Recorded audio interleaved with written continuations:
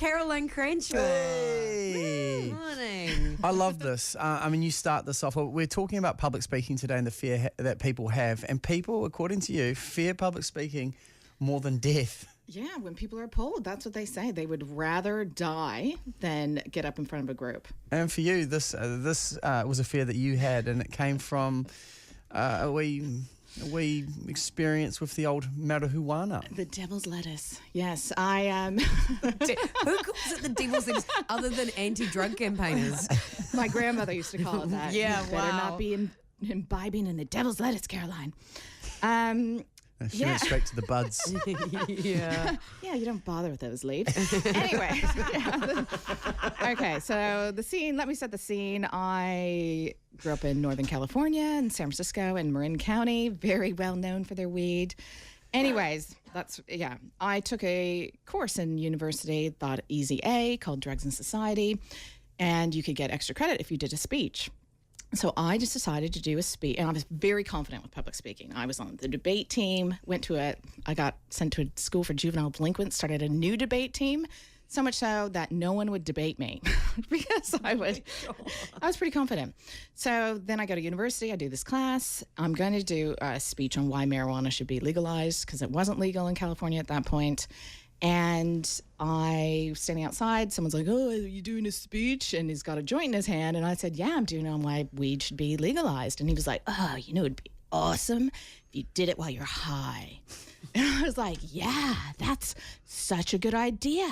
And then, so I did. I took a few puffs and I went up on stage, and the California Kush did not kick in right until I got up in front of 100 people. And I literally had a panic attack. And I just remember this overwhelming feeling of dread. Everyone's staring at me. My mouth went completely dry, and I was literally like gaping. Were you hungry as well? The paranoia is just massive paranoia. It was horrific. And everyone looks at me and someone's like, "I think she's stoned." And I was like, "Ah." I literally ran out of the room making some horrible guttural noise that only people used to make the noise at me after that at university. We were in that class. They would make the noise as I walked by, and I'd be like, "No." So after that, the thought of doing any type of public speaking, even like saying my name in a group, I would have a panic attack. I would write my name on my own hand if I thought I was going to have to introduce myself in a new class or anything like that, because I would freak out that bad. Wow. So it developed a terrible, terrible paranoia and fear of it. So today you've got some tips on how to overcome that fear. The first one is don't smoke marijuana before you do a speech. Yeah, pretty sound advice, actually. Pretty sound advice. Okay, so we can give that a tip. What's tip 2? Tip 2 is prepare. Like, oh my God, I've seen so many people choke and they just think they can wing it. And, "Oh, I'm pretty funny," or, "Oh, I have a general idea of what I'm going to say." And they don't. They just get up there and they like freak out and they're not prepared. So it's like, for me, that's part of why I write an article before I come on here, because I can prepare. When I drive in the car, I will like say certain things that I might say. So it all sounds very natural. It sounds natural because I'm prepared. But if you know it, if you're prepared and you know it, it's funny. You can if you really know something, you can throw your notes away at that point and just talk, right? Yeah. Like that's the point where you're like, cool, it's in my head. If I start to freak out, I can just think, hang on, you know this. Yeah. It makes a big difference. And so preparation is key, right, for that? I think Absolutely. preparing is an interesting one, because you don't want to get caught between saying your speech and going off your notes. Like reading your speech. If you versus, get caught between the two and you can't find the place where you're ad-libbing and the point that you're actually reading, you can bind yourself into a real trap there too. So for me, it's like it's either notes or you're saying the speech yourself. Okay. Don't try to calm down.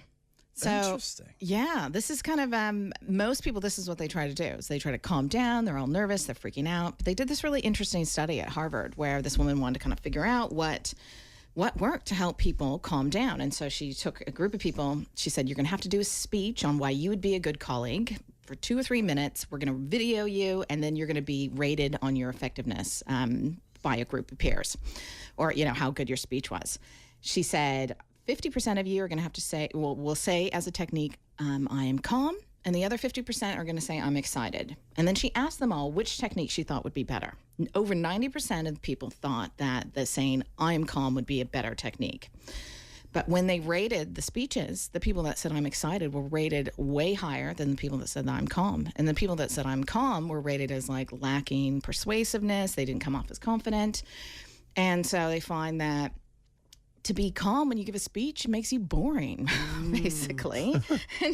And it's like there's the whole fight or flight, right? And then there's the rest and digest. If you're in rest mode, you're in stop mode, and you're just not as dynamic. So a really good technique is just to say, I'm excited. And I use that all the time. Before I do any kind of public speaking, I'm like, I'm excited. You know, you can even like pump your arms in the air and jump up and down. Like I don't do that as much anymore.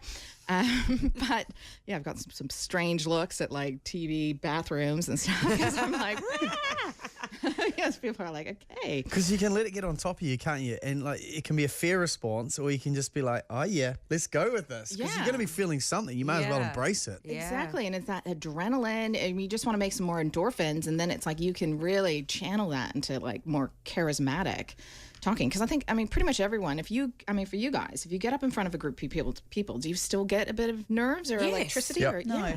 No, you get nothing? That's good. No, I do get excited. Yeah. Because I really like the sound of my own voice. No, I'm joking.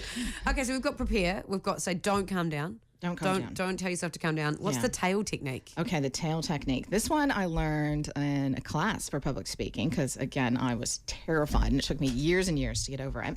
And this woman used to be like a tantric master. And so she was like, okay, this is my number one technique. Now listen up. And it was, I want you to pretend that you have a tail, like a long, fluffy cat's tail. And we're all going, what?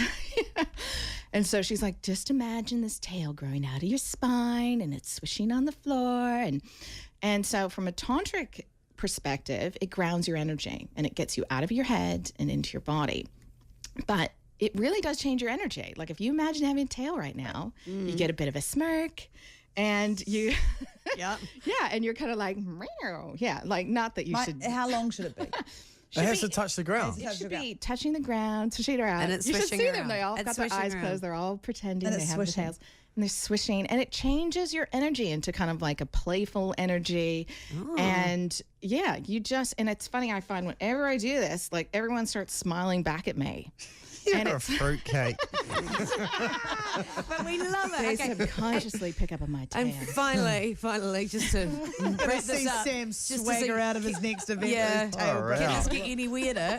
What's the last technique for public speaking? So the last one is, so they got the rewind technique, and I've talked about this a lot.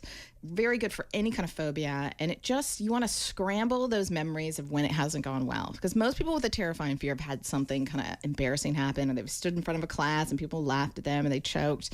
So you just imagine a screen with those memories, and you just imagine cartoon characters and pink elephants and circus music, and you rewind it and fast forward it, and you just want to put a scratch in that record because your subconscious mind just makes programs out of everything that happens to you. So when you think about public speaking, if you have that fear and you've had some bad things happen, it's like, ooh, let's put that playlist on. Public speaking sucks, and I get totally anxious and freaked out of my mind. So you just want to scratch that one so that you can put a new program in and just see yourself confident. And you also, another technique is to imagine someone who is super confident with it and pretend to be them. And that seems to work really well too. Okay. All right, we're going to get this all up at thehats.co.nz. Caroline Cranshaw, thank you so much.